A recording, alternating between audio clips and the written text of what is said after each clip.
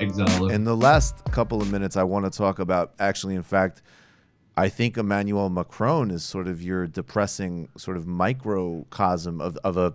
I mean, he's carrying the torch on this failed third way technocracy. Yeah.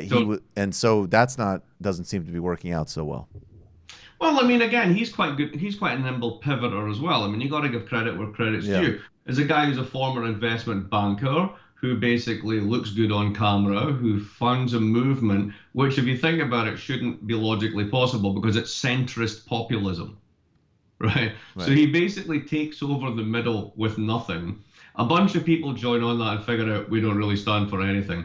And then while they're struggling to get policies together, a whole bunch of people in rural France go, all right, we might be together with you in this whole climate change thing, but our wages haven't gone up in nearly a decade, and we're the ones that have to commute into the cities because you guys own everything, and we can't actually live there anymore, and you just put taxes up on us. Meanwhile, your billionaire friends still aren't paying taxes because you took away the wealth tax, so stuff you.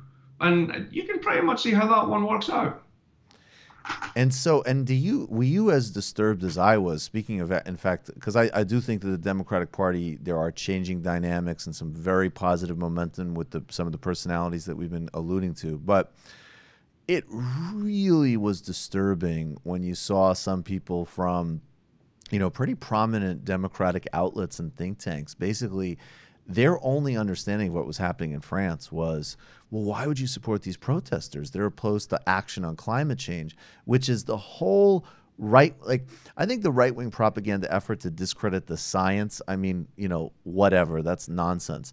But the right wing effort to say, look, dealing with climate change is a big Bloombergian vision to make your life even cramped and worse while the people fly around in jets and pay carbon offsets.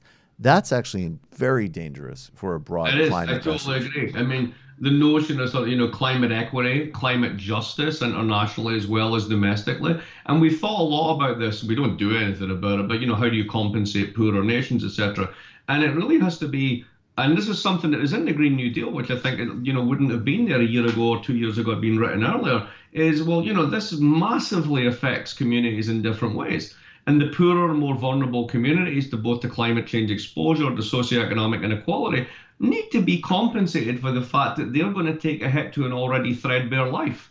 Right. And that's absolutely fair. And we should be completely honest about saying that. And what Macron did, he did us all a service by showing how tone deaf upper middle class technocracy is to those issues.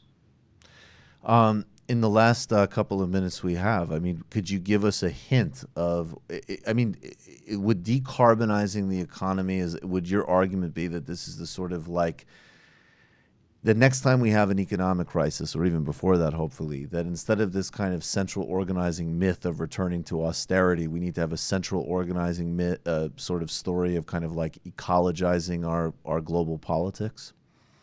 Well, here's the thing. I've never been a great fan of global politics. It's hard enough to get Yeah. a neighborhood to agree with each other, let alone express solidarity, for the other side of the planet. Right. And we do seem to be in a nationalist moment, which is precisely because people feel that, rightly or wrongly, the notion of globalism has basically given short shrift to local interests Hmm. and disadvantaged local interests. And they're not wrong on that. And the nice thing about nations, there is at least a possibility of control, hence the great British phrase and Brexit of take back control. We'll see how plausible that is. They're doing a big, strange experiment on that one. But I think that, as much as we can have slogans, as much as we can have efforts, I think we really need to be just cognizant of the fact that what's coming is real, right? That there's no way that we talk our way out of this one. I saw a bumper sticker years ago that stuck with me. It just said, nature bats last, Mm. right? And it's coming. Now, here's the deal. I think this is a positive way to think about it. All those charlatans in Silicon Valley that have been hawking bits of the sky to each other, investors and unicorns and all the rest of it for the past 10 years. Oh, we're changing everything. No, you're just getting rich on schemes, really. Now, those guys that are going to solve all of our climate change problems, well, maybe they are. But at the end of the day, what's going to happen first is something like Miami is going to run out of drinking water.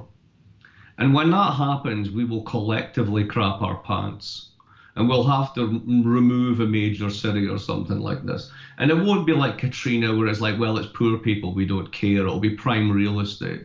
And at that point, all notions that, oh, we're going to have a shortage of work and tech will change everything. No, we're going to have millions of people building seawalls. Right. Right? That's how this stuff's going to get done. Because at the end of the day, the only way you adapt to your own planet basically trying to eliminate you is with a massive amount of labor.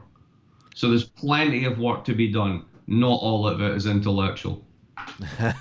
Professor Mark Blyth, I appreciate your time as always, getting you in right under the gun. I hope we can do it again soon.